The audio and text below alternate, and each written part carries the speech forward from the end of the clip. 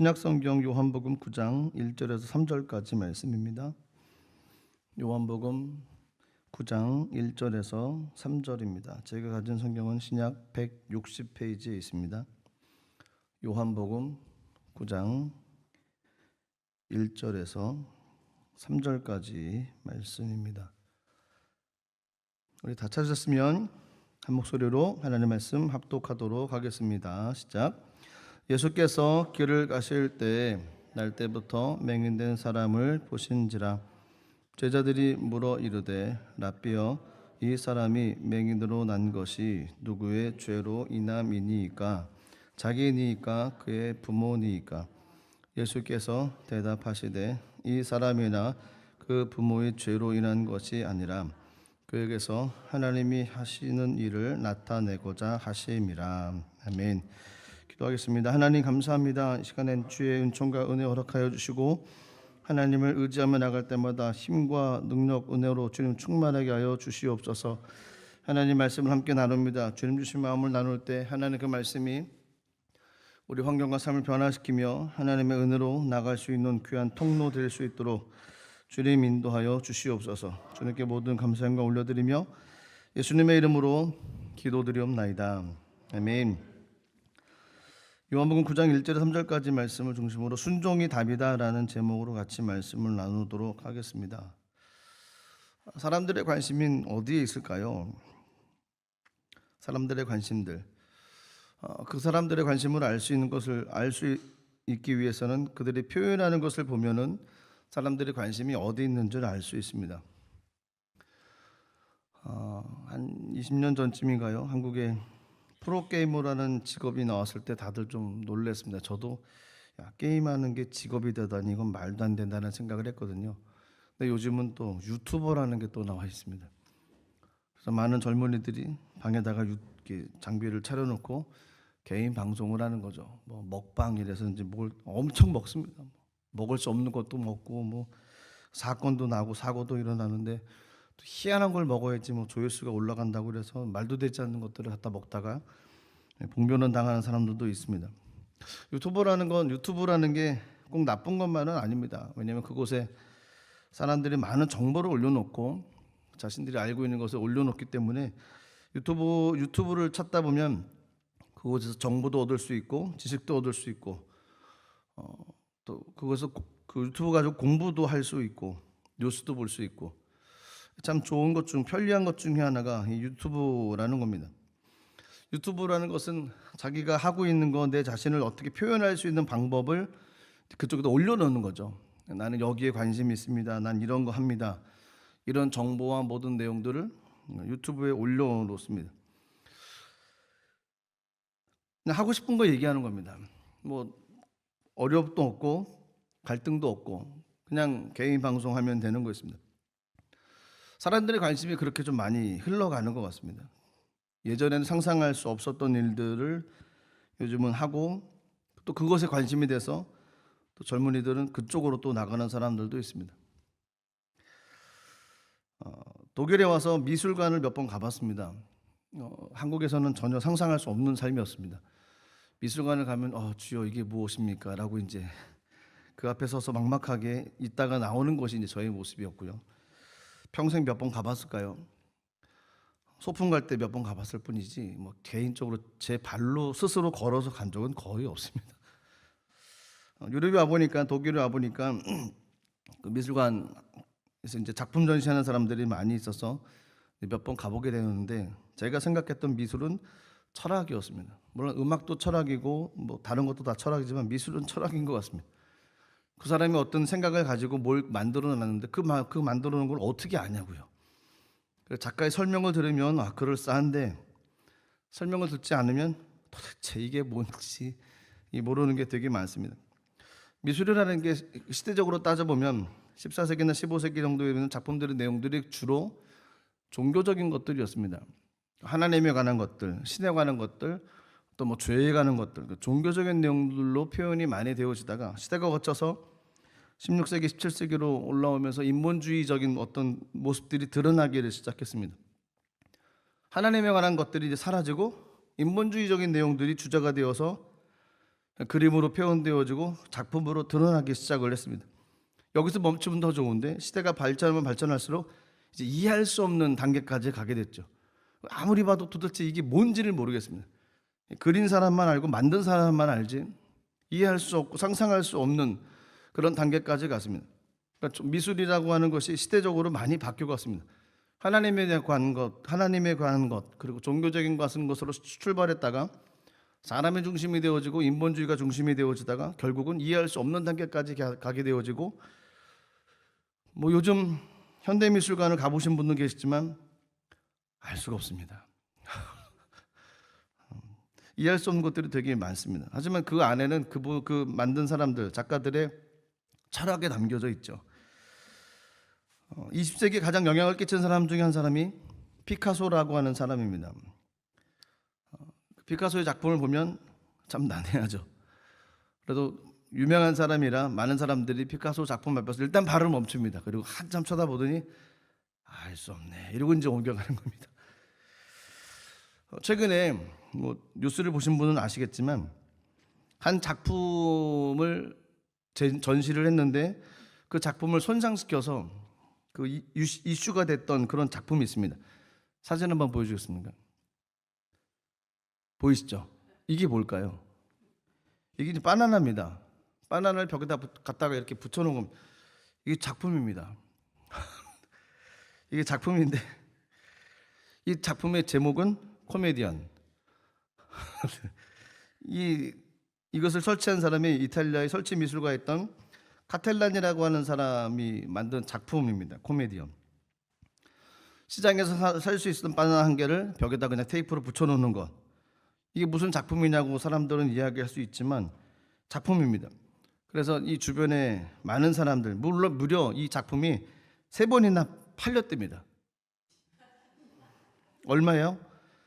1억 4천만 원. 작품을 보다도 그 작가의 그 생각을 산 거죠. 이러면 이제 철학적으로 들어가게 되겠습니다.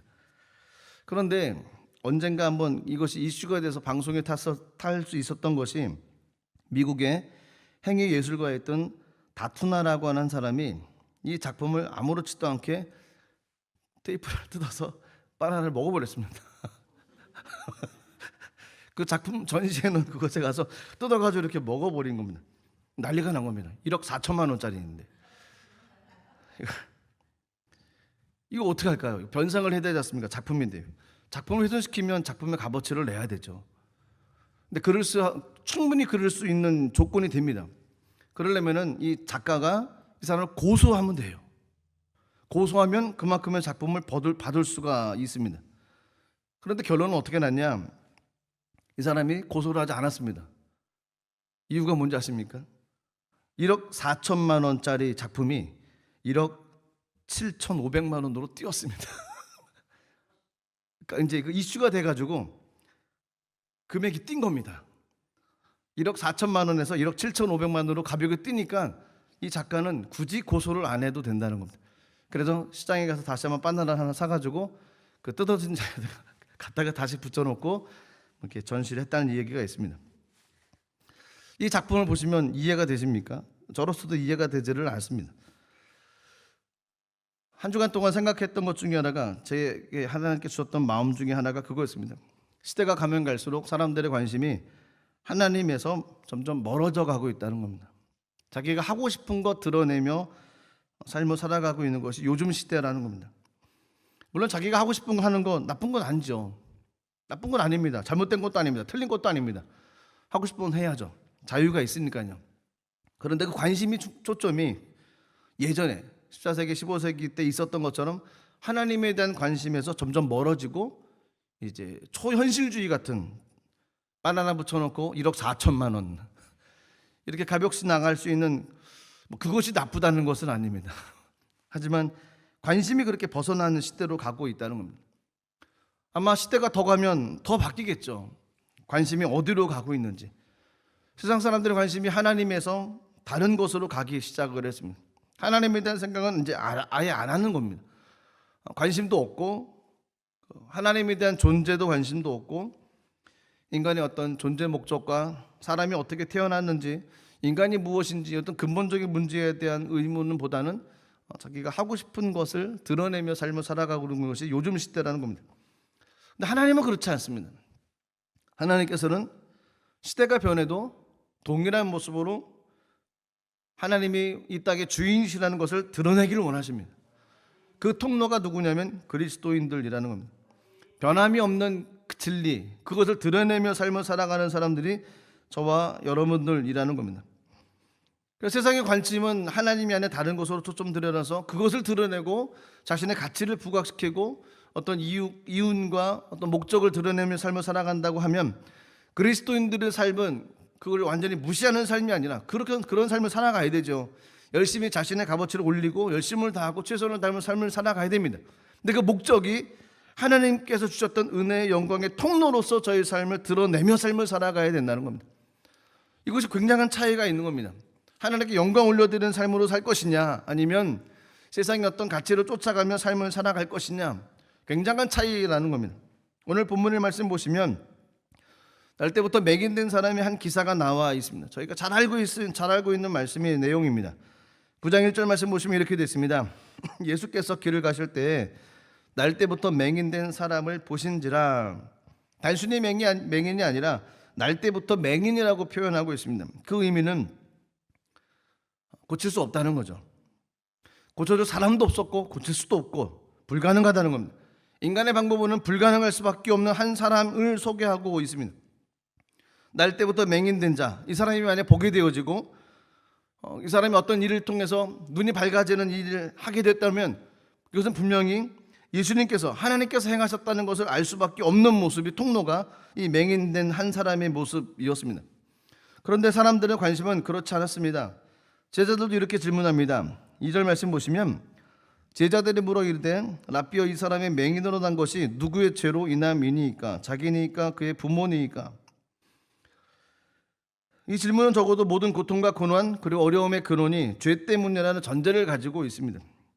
그런데 이런 생각들은 제자들만 가지고 있는 것이 아니었습니다. 34절 말씀 보시면 바리새인들도 그런 생각을 가지고 있었습니다.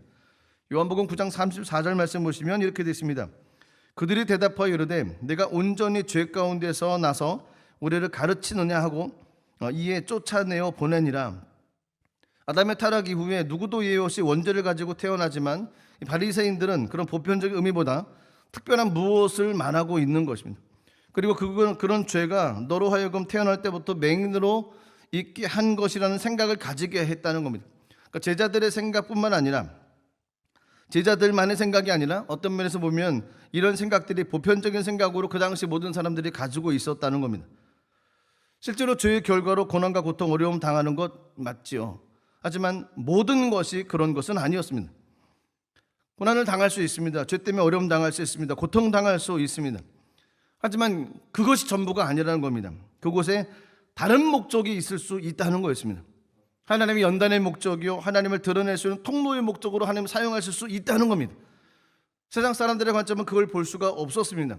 그냥 죄로 인한 결과, 실수로 인한 결과, 어떤 잘못으로 인한 결과, 유전으로 인한 결과, 조상들이 인한 결과, 이것만 가지고 생각하지 하나님께서 어떤 일을 하시겠다는 생각은 전혀 생각하지 못하고 보지도 못했다는 거였습니다. 저희들의 생각은 어떻습니까? 저희들이 가운데 있는 여러 가지 일들, 저희들 삶 가운데 나타나는 여러 가지 일들, 표면적 모습만 가지고 바라보고 삶을 살아가고 있습니까? 아니면 그 환경 통해서 하나님께서 하시고자 하는 일이 분명히 있다고 믿고 고백하며 나가고 있습니까? 믿음의 사람이고 신앙의 사람이고 하나님을 알고 있는 사람이라고 하면 하나님께서 하시고자 하는 일을 행할 수 있는 통로가 나의 삶이라는 것을 믿고 나가는 삶이 되어야 된다는 겁니다. 내 생각이 어떠하든 하나님께서는 그 일을 행하실 것입니다. 내 감정이 어떠하든 하나님께서 행하시는 일을 분명히 행하실 것이라는 겁니다. 그래서 9장 3절 말씀 보시면, 요한복음 9장 3절 저희가 잘 아는 말씀이죠. 이렇게 되어 있습니다. 예수께서 대답하시되 이 사람이나 그 부모의 죄로 인한 것이 아니라 그에게서 하나님이 하시는 일을 나타내고자 하심이라. 하나님께 하시는 일이 분명히 있다는 겁니다. 그래서 믿음의 창을 열어야만 됩니다. 내 삶을 가운데 하나님께서 하시는 일이 분명히 있다는 겁니다. 눈으로 봐서 형편도 힘들고 가정도 어렵고 마음도 어렵고 어떤 조건도 좋지를 않습니다. 그렇다고 낙심하겠습니까? 아닙니다. 하나님께서 하시는 일이 분명히 있다는 겁니다. 그래서 용기를 내서 주의 말씀 붙잡고 이 땅에서 믿음으로 승리하며 삶을 살아나가며 도전하며 나가는 삶이 있어야 된다는 겁니다. 기도를 해야 되는 것이죠. 말씀 붙잡고 나가는 삶이 있어야 된다는 겁니다. 그런 용기를 가지고 나가지 않으면 환경대로 되어진다는 겁니다. 그냥 생각대로 될 수밖에 없다는 겁니다. 하나님은 환경을 초월하시고 저희 생각을 초월하시는 분이십니다. 하나님은 그런 일을 하실 수 있는 충분하신 분이십니다. 사람이 못하는 것이지요, 하나님은 하실 수 있습니다. 저희들이 포기해서는 안 되는 겁니다. 하나님께서 역사하시는 일을 드러낼 수 있는 통로가 될 수 있다는 겁니다. 그 한 예로 성경에 아브라함을 택하셨습니다. 그리고 아브라함이 이렇게 얘기하셨습니다. 창세기 12장 1절에서 3절까지 말씀인데요, 이렇게 되어 있습니다. 야훼께서 아브라함에게 이르시되 너는 너의 고향과 친척과 아버지의 집을 떠나 내가 내게 보여줄 땅으로 가라. 내가 너로 큰 민족을 이루고 내게 복을 주어 내 이름을 창대하게 하리니 너는 복이 될지라. 너를 축복하는 자에게는 내가 복을 내리고 너를 저주하는 자에게는 내가 저주하리니 땅의 모든 족속이 너로 말미암아 복을 얻을 것이라 하신지라. 하나님의 명령, 하나님의 약속으로 구분되어져 있습니다. 주의 명령은 두 가지입니다. 가라, 떠나라는 겁니다. 너의 고향과 친척과 아버지 집을 떠나라. 그리고 내가 너에게 제시할 땅으로 가라. 이게 명령이었습니다. 하나님 명령하시면 저희는 어떻게 해야 됐습니까? 순종하면 되는 겁니다. 그냥 가고 떠나면 되는 겁니다. 그냥 가게 하셨을까요? 그렇지 않습니다. 하나님의 약속이 있었습니다. 그 약속은 6가지로 나올 수 있습니다. 그 약속들은 이런 내용입니다. 내가 너를 큰 민족을 이루게 할 것이다라는 겁니다. 내가 내게 복을 줄 것이다. 내가 내 이름을 창대하게 할 것이다. 너를 축복하는 자에게는 내가 복을 줄 것이고 너를 저주하는 자에게는 내가 저주할 것이다. 땅의 모든 족속이 너로 말미암아 복을 얻을 것이다 라고 약속을 하셨습니다. 하나님의 약속입니다. 약속은 잃어버리지 않습니다. 약속은 놓쳐지지 않습니다. 사라지지 않습니다. 하나님께서 주셨던 약속의 말씀은 반드시 이루어지는 놀라운 은혜가 있습니다. 저희가 해야 될 것은 그 약속의 말씀을 믿고 신뢰하면 되는 겁니다. 이 약속의 말씀을 크게 2가지로 나눠보면 내가 너를 축복할 것이다 라는 겁니다. 하나님께서 아브라함을 축복하신다고 얘기를 하셨습니다. 축복하신다는 얘기 가운데는 많은 내용들이 담겨 있습니다. 내가 너와 함께 할 거다, 축복이죠. 내가 너의 삶을 인도할 것이다, 역시 축복입니다. 내가 너를 붙들어 줄 거다, 역시 축복입니다. 내가 너를 힘들고 넘어지고 쓰러질 때 도와줄 것이다, 축복이라는 겁니다. 내가 너의 모든 필요를 채워줄 것이다, 축복이죠. 내가 너를 떠나지 않고 지켜줄 것이다, 축복이라는 겁니다. 하나님께서 아브라함에게 이런 축복의 말씀을 해주셨습니다. 그 이야기는 저에게도 동일한 은혜가 될 수 있다는 겁니다. 하나님께서 저희와 함께 하십니다. 하나님께서 저와 여러분들의 삶을 축복하신다는 겁니다. 그 이야기는 저와 여러분 삶을 가운데 함께 해주신다는 것이고 우리를 이끌어 주신다는 것이고 붙들어주고 도와주고 필요를 채워주고 우리를 지켜주신다는 것입니다. 우리의 모습은 어떻습니까? 우리는 강해지려고 합니다. 지혜롭게 되려고 노력을 많이 합니다. 하지만 나의 모습과 그렇게 되어지려고 하는 모습 가운데 갈등이 있습니다. 그래서 연약함 가운데 고민하고 힘들어하는 것이 저희들의 모습이라는 겁니다. 하지만 이 약속을 나의 것으로 받아들이게 되어지면 저희는 약하고 미련하고 힘들고 연약한 모습이 있다 할지라도 약속의 말씀을 붙들고 나가면 하나님께서 우리를 강하게 만들어 주신다는 거죠. 지혜롭게 하나님께서 이끌어 주신다는 거였습니다. 그러니까 하나님께서 우리 하나님과 함께 할 때 우리는 약하지만 강해질 수 있습니다. 우리는 미련하지만 하나님과 함께 할 때 하나님의 은혜로 지혜로운 삶을 살아갈 수 있게 되어진다는 겁니다. 모든 환경 가운데 이런 하나님의 축복으로 우리를 이끌어 주시고 있다는 겁니다. 이것이 영적인 축복입니다. 내가 너를 축복할 것이다. 이것은 많은 부분, 놀라운 많은 부분 가운데 적용이 될 수 있습니다. 우리는 연약하지만 하나님께서 함께 해주시면 우리 가운데 놀라운 역사가 드러나고 나타난다는 것, 하나님의 축복이라는 겁니다. 그렇습니다. 하나님께서 저희들을 축복하신다고 말씀하셨습니다. 그 하나님의 축복을 믿고 삶을 살아가야만 됩니다. 두 번째로 생각할 수 있는 약속은 두 번째는 겁니다. 내가 모든 땅의 모든 족속들을 축복할 것이다 라는 겁니다. 하나님께서는 우리 한 사람 한 사람을 축복할 뿐만 아니라 아브라함을 축복할 뿐만 아니라 땅의 모든 족속도 축복하신다고 이야기를 하십니다. 축복의 근원은 누굽니까? 하나님이시죠. 근원은 하나님이십니다. 하나님께 모든 것이 소속되어 있기 때문에 그렇습니다. 그 축복의 대상은 아브라함이죠. 아브라함은 하나님은 축복을 주시는 분이시고 아브라함은 복을 받는 사람이라는 겁니다. 창세기 12장 2절 3절 말씀을 이렇게 좀 풀어서 설명할 수가 있습니다. 아브라함아, 나는 너를 복주는 하나님이다. 그러자 아브라함이 이제 아멘을 했겠죠.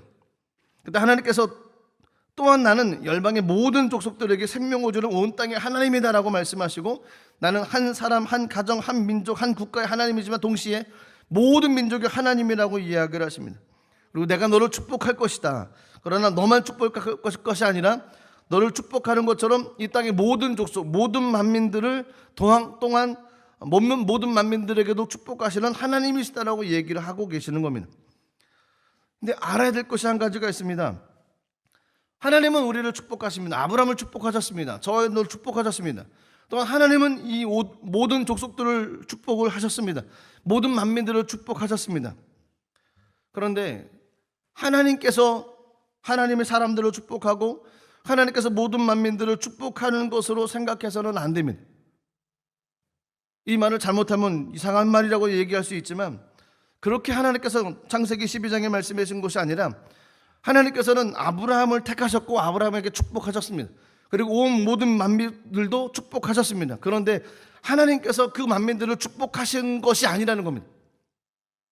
어떻게 된 거냐면, 하나님께서 아브라함을 축복하셨고 아브라함을 통해서 모든 민족을 축복하시겠다고 약속하신 것이 창세기 12장에 있는 말씀이라는 겁니다. 하나님께 충분히 모든 한 사람도 그리고 모든 세계 만민도 축복하실 수 있는 분이십니다. 그런데 창세기 12장 2절 3절에 있는 말씀의 축복은 아브라함을 축복하셨고 그 아브라함을 통해서 모든 민족을 축복하시겠다고 약속을 하셨던 거였습니다. 그러니까 저와 여러분들을 축복하셨습니다.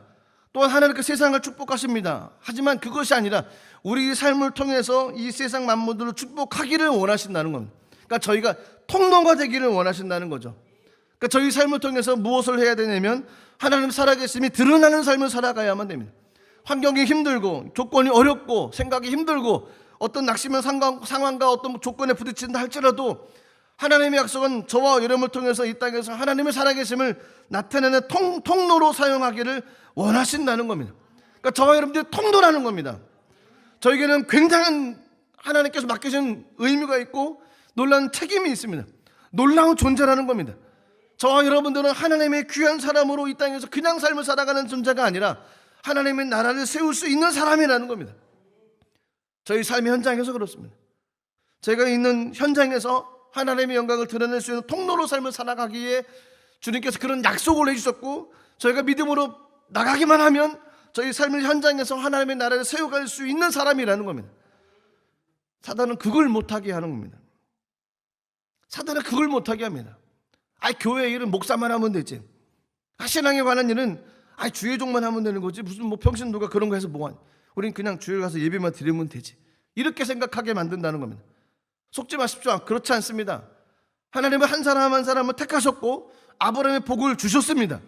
그리고 아브라함처럼 통로로서 이 땅에서 하나님의 영광을 드러내며 삶을 살아가기를 원하신다는 겁니다. 그러니까 저에게 책임이 있습니다. 주님 주셨던 약속의 말씀 붙잡고 내 삶의 영역에서 하나님의 영광과 하나님의 살아계심을 드러내어 삶을 살아가야 된다는 겁니다. 드러나야 된다는 겁니다. 예수님의 행하심과 하나님의 영광이 드러나야 된다는 겁니다. 만약에 제가 법을 공부하고 있으면 그랬으면 좋겠습니다. 법을 공부하고 있다 그러면 법조계에서 하나님의 영광을 드러내는 겁니다. 무엇을 가지고 드러낼까요? 제가 만약 무슨 기자 생활을 한다고 그러면 좋습니다. 기자라고 생각해 보면 기자 일을 하는데 그 가운데서 하나님의 영광을 드러내야 된다는 겁니다. 무엇을 가지고 드러낼까요? 성경입니다. 법조계에서 열심히 법의 일을 하면서 그 근간을 말씀 위에 세우는 겁니다. 기자 일을 하면서 그 근간을 말씀 위에 세우는 겁니다. 스포츠 일을 하면서 그 근간을 말씀 위에 세우는 겁니다. 그리고 말씀 따라 삶을 살아가는 겁니다. 그곳에서도 열심을 다하는 거죠. 최선을 다하는 겁니다. 다른 사람보다 더 열심을 내는 겁니다. 다른 사람보다 더 부지런히 일하는 겁니다. 그리고 그 근간은 말씀이라는 겁니다. 그런 말씀 가지고 그 삶에서 그 현장에서 하나님께서 드러나시고 하나님 역사하시는 것을 나타내며 삶을 살려고 몸부림치며 나가야 된다는 겁니다. 그러면 그곳에서 하나님의 영광을 드러낼 수 있도록 은혜를 베풀어 주실 겁니다. 이것이 아브라함에게 주셨던 약속인데 아브라함에게 주셨던 약속뿐만 아니라 저와 여러분들에게 주셨던 약속이라는 겁니다. 갈라디아서 3장 7절 말씀 보시면 이렇게 됐습니다. 그런즉 믿음으로 말미암은 자들은 아브라함의 자손인 줄 알지어다. 제가 아브라함의 자손이라는 것이죠. 갈라디아서 3장 9절 말씀 보시면 이렇게 됐습니다. 그러므로 믿음으로 말미암은 자는 믿음이 있는 아브라함과 함께 복을 받느니라. 아브라함의 복을 받은 사람들이 저희들이라는 겁니다. 창세기 2장 3절, 12장 2절 3절 말씀을 우리에게 주셨다는 겁니다. 그러니까 저희가 그 말씀을, 약속의 말씀을 받고 이 땅에서 하나님의 통로로서 삶을 살아가야 된다는 겁니다. 아브라함처럼 하나님의 영광을 드러내며 삶을 살아가야 된다는 겁니다. 신앙생활은 간단합니다. 하나님을 드러내며 삶을 살아가는 것입니다. 삶의 현장에서 열심을 다해야 되죠. 모든 세상 사람보다 더 부지런해야 됩니다. 더 열심을 다해야 됩니다. 손가락질 받아서도 안 됩니다. 실수도 적어야만 됩니다. 드러나야 됩니다. 실력도 뛰어나야 됩니다. 출중해야 됩니다. 앞서 나가야 됩니다. 그 대신 그 위에, 그 근간에는 주의 말씀이 있고 하나님이 살아계심이 있어야만 됩니다. 그것이 없으면 교만에 빠질 수 있습니다. 하지만 교만하지 않고 하나님의 말씀 가운데 무장해서 또 주님 주신 은혜로 말미암아 삶의 현장에서 열심을 다하며 나가면 그 사람의 진짜 크리스찬이 될 수 있는 거죠. 그리고 나의 삶의 영역에서 그걸 그 말씀대로 삶을 살아가는 겁니다. 그래서 저희가 큐티를 하는 겁니다. 날마다 말씀을 묵상하는 건 개인의 어떤 하나님을 알아가는 과정일 수도 있습니다. 하지만 하루하루 주셨던 약속의 말씀을 묵상을 하는 것은 그날 어떤 삶으로 삶을 살아가야 되는지, 그리스도인으로서 이 땅에서 어떤 삶을, 그 하루 동안의 삶을 살아가야 되는지를 묵상하고 주님 주신 마음 가지고 그날 그 은혜를 가지고 삶을 살아가는 겁니다. 세상 사람들과 구별되게 삶을 살아가는 겁니다. 그러면 그 하나님의 영광이 드러나겠지요. 하나님의 역사하심이 나타나겠지요. 그래서 신앙생활은 순종이 답이라는 겁니다. 말씀을 묵상을 했습니다. 하나님 기록된 말씀을 읽었습니다. 주의 말씀을 들었습니다. 주의 말씀이 깨달아졌습니다. 그러면 순종하는 겁니다. 순종하지 않으면 길이 열리지 않습니다. 순종이 답이라는 겁니다. 순종을 해야지만이 갈라질 수 있습니다. 순종 전까지는 갈 수 있습니다. 하지만 순종을 해야만이 길이 열리고 문이 열리고 하나님의 은혜가 쏟아질 수 있는 겁니다. 순종은 가장 힘 있는 행동이라는 겁니다. 가장 파워풀하다는 겁니다. 그곳에 하나님의 은혜가 임하고 그곳에 하나님의 역사가 나타나고 그곳에 하나님의 기름 부심이 임할 수 있습니다. 순종할 때 주의 치유와 회복과 하나님의 다스림과 하나님의 영광이 나타날 수 있습니다. 순종하며 나가는 것.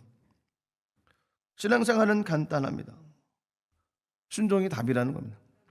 그렇습니다. 세상은 참 모호한 방향으로 가고 있습니다. 하나님에 관한 것들, 종교에 관한 것들에서 인문학적으로 가다가 이것이 지금은 초자연적인 어떤 현상으로 사람들의 관심이 흘러가기 시작을 했습니다. 세상 사람들의 가치관도 그렇습니다. 하나님에 대해서 알고 싶었던 마음들에서 점점 하나님보다는 자신을 드러내는 삶으로 세상에 가고 있습니다. 하나님께서는 그리스도인을 통해서 하나님을 드러내는 삶을 살기를 원하십니다. 저와 여러분들이 그 통로라는 겁니다. 아브라함처럼 약속을 받은 사람입니다. 그런 삶을 살아가야만 됩니다. 그러기 위해서는 순종하며 나가야 된다는 겁니다. 주의 말씀을 듣고 깨달아지면 순종하며 나가야 됩니다. 기도하며 의지하며 순종하며 나갈 때 하나님의 놀라운 역사가 저와 여러분 삶을 통해서 드러내며 나타날 줄로 믿습니다. 그런 은혜의 삶을 살아가시기를 주의 이름으로 축복합니다. 기도하겠습니다. 하나님 아버지의 은혜와 사랑을 감사합니다. 순종의 삶을 살아가겠습니다. 그리스도인으로서 이 땅에서 하나님의 살아계심을 드러내고 나타나기 위하여 순종하며 나가는 삶을 살아가겠사오니 하나님 함께해 주시고 우리의 삶에 하나님의 놀라운 역사만이 나타날 수 있도록 성령님 인도하여 주시옵소서. 주님께 모든 감사 영광 올려드리며 예수님의 이름으로 기도드리옵나이다.